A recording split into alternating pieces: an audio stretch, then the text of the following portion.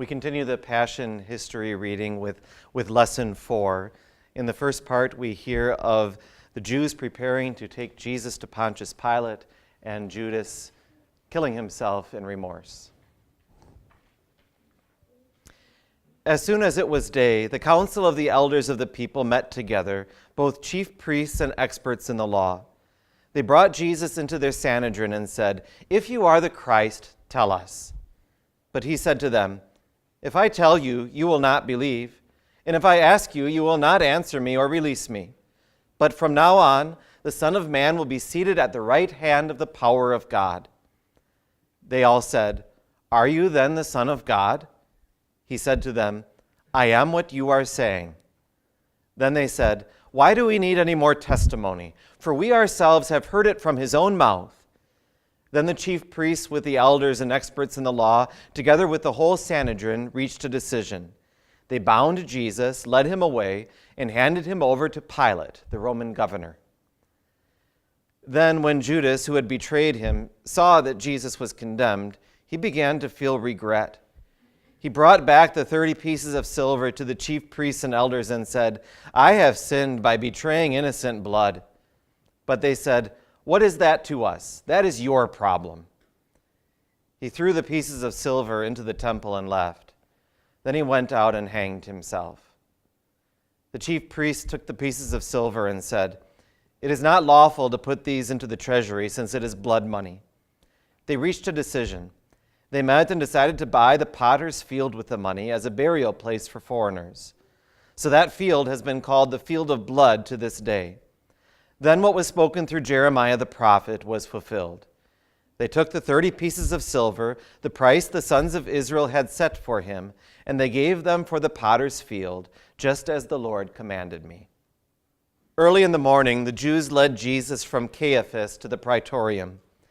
They did not enter the praetorium themselves so that they would not become ceremonially defiled. They wanted to be able to eat the Passover meal. So Pilate went out to them and said, "What charge do you bring against this man?" They answered him, "If this man were not a criminal, we would not have handed him over to you." Pilate told them, "Take him yourselves and judge him according to your law." The Jews said, "It's not legal for us to put anyone to death."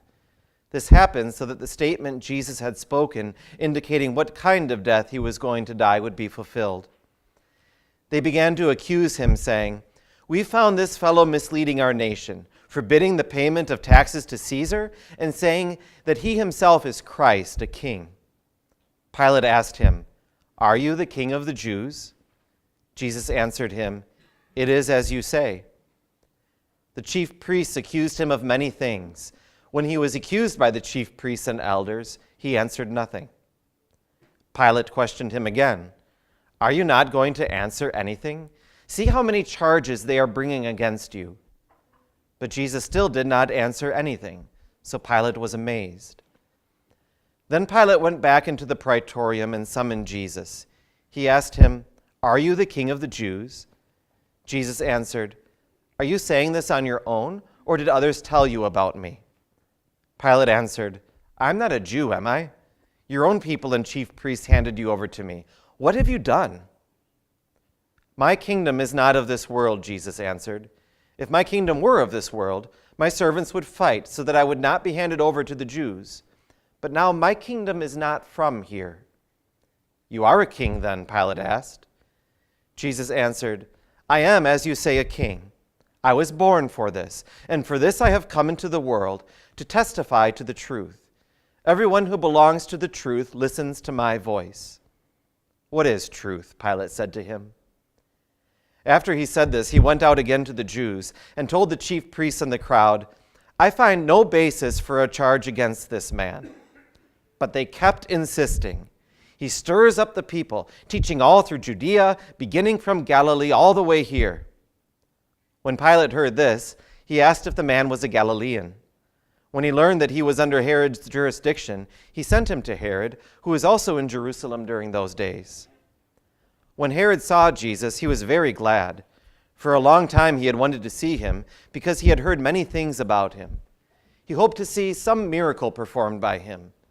He questioned him with many words, but Jesus gave him no answer. The chief priests and the experts in the law stood there, vehemently accusing him. Herod and his soldiers treated him with contempt and ridiculed him. Dressing him in bright clothing, they sent him back to Pilate. Herod and Pilate became friends with each other on that day. Before this, they had been enemies with each other. Devotion this evening belongs to the portion of the Passion history lesson that we heard last week. After Jesus was arrested in the Garden of Gethsemane, he was taken to trial before the chief priest. Peter and John followed. John chapter 18. Simon Peter and another disciple were following Jesus. Because this disciple was known to the high priest, he went with Jesus into the high priest's courtyard, but Peter had to wait outside at the door. The other disciple, who was known to the high priest, came back, spoke to the girl on duty there, and brought Peter in. "You are not one of his disciples, are you?" the girl at the door asked Peter. He replied, "I am not." It was cold, and the servants and officials stood around a fire they had made to keep warm. Peter also was standing with them, warming himself. As Simon Peter stood warming himself, he was asked, "You are not one of his disciples, are you?" He denied it, saying, "I am not." One of the high priest's servants, a relative of the man whose ear Peter had cut off, challenged him, "Didn't I see you with him in the olive grove?" Again, Peter denied it. And at that moment, a rooster began to crow. This is the gospel of our Lord.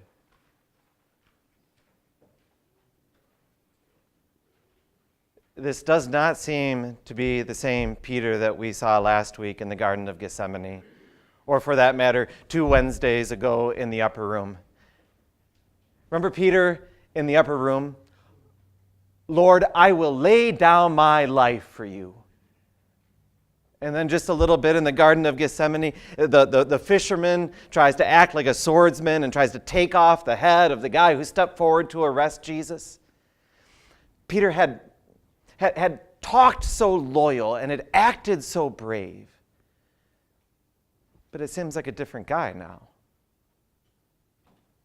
Now all it takes is a slave girl with just a passing suspicion to get him to fold.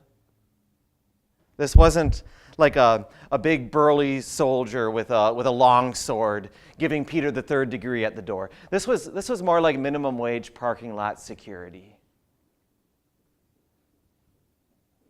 I kind of wonder if maybe Peter was harboring some anger toward Jesus, and maybe that made it easier for him to try to disassociate himself. After all, Peter had put his life on the line for Jesus in the Garden of Gethsemane. And instead of even saying thank you to him, Jesus scolded him, "Put your sword away."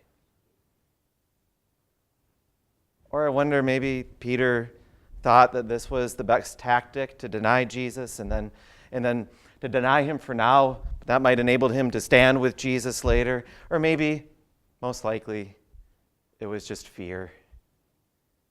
Getting caught off guard, and the first denial just jumped out of Peter's mouth before he even had a chance to think about what was going on. And once he broke off his connection with Jesus that first time, he felt like he just couldn't backpedal. But whatever Peter's rationale was, he did it. That which he had sworn he would never do, even if it required him to die for Jesus. He did it. And all it took was a slave girl with a passing suspicion. Whatever Peter's specific rationale was, I think we can understand how he felt.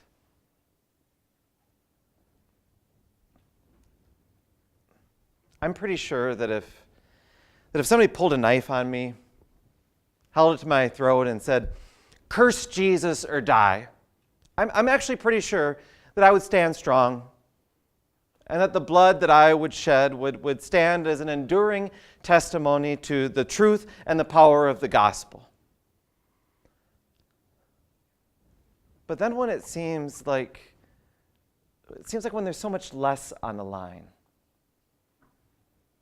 Maybe in a room full of people who think that Christianity is for unthinking imbeciles, or who think that to say that there are divine standards that God gives of right and wrong, that those are just excuses for bigots, or that confessional Lutherans are antiquated and closed-minded. And yours is the only voice in the room who can stand up and testify to the truth of the gospel. And the question comes in whatever form, you're not one of his disciples, are you?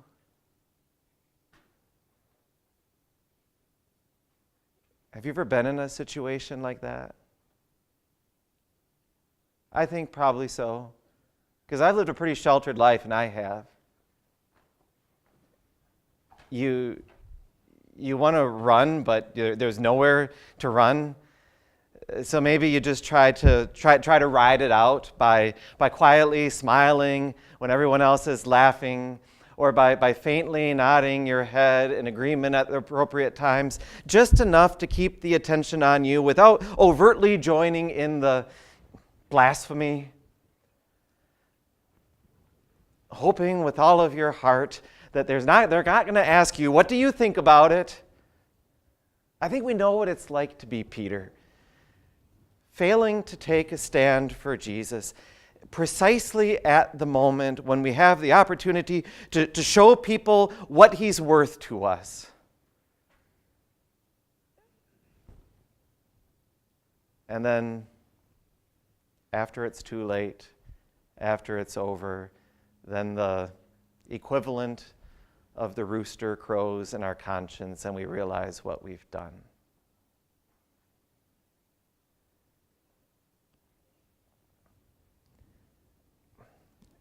Is there any kind of encouragement in this passage that I can leave with you this evening?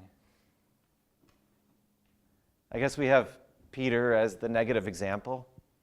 So let's all try not to do what Peter did. But that's not an encouragement, is it? That's a command. And there is no hope that comes from commands. Hope comes from promises. The comfort here in this passage is the context. It cannot be an accident, the way that John constructed this chapter, John chapter 18. It can't have been an accident. Our devotions have been progressing through this section for the last 3 Wednesdays now. And in this section, we have two verbatim quotes from Peter. One of them in verse 17, the other one in verse 25. Both of them identical responses to identical questions. The questions, you are not one of his disciples, are you? And he responds the same way each time, I am not. But let's remember back 2 Wednesdays ago when Jesus had a similar conversation with some of the same people. When the mobs come out to arrest Jesus, and then Jesus walks out to them, Jesus says, who is it you're looking for? They say, Jesus of Nazareth. And remember what Jesus said? He didn't say, like Peter, I'm not.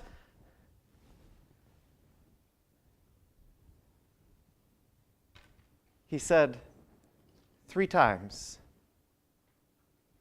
perfectly contrasting with Peter's 3 denials. Not I am not, but I am he. And at that moment, Jesus knew that Peter was going to deny him. He had foretold it. And at that moment, Jesus was well aware what was going to happen to him after he was arrested. He had foretold that too. But instead of hiding behind lies like Peter, Jesus goes forward with the truth. And then John emphasizes that contrast again by showing us between verses 15 and 18 and 25 to 27, the part that's not printed here, in those verses, he shows us what Jesus was doing at the very same moment that Peter was denying him. At the very same moment that Peter is denying him, John takes us to the courtroom of the high priest, where Jesus lays himself out like an open, honest book, and then is condemned to death for telling the truth. To put it super simply, in John chapter 18, Peter and Jesus are total opposites. And that irony has a point. Even when Peter was denying that he was Jesus' disciple and trying to separate himself as far as possible from Jesus, Jesus went on in truth to save Peter. And the irony isn't just in the contrast between Jesus' truth and Peter's lies. The irony is also between Jesus' faithfulness and Peter's cowardice. And that's where the encouragement is. If we try to find some silver lining in the times that we've failed to stand up and testify to the power and the truth of the gospel, that's a futile search. We'll find only darkness. The comfort comes from the contrast. And that's this, that Peter's cowardice didn't stand in the way of Jesus' faithfulness. And neither can my cowardiceness, and neither can yours. Even when you've been ashamed of the gospel has still been true. How's that for a lasting testimony to the truth and power of the gospel? That when Peter was full of fear and shame, Jesus still went on and marched to his cross for him. And of course, not only for him, but for you. And then again, when Peter was filled with remorse and cracked open by guilt and convinced that he would never be forgiven, Jesus still died for him. And of course, not only for him, but also for you.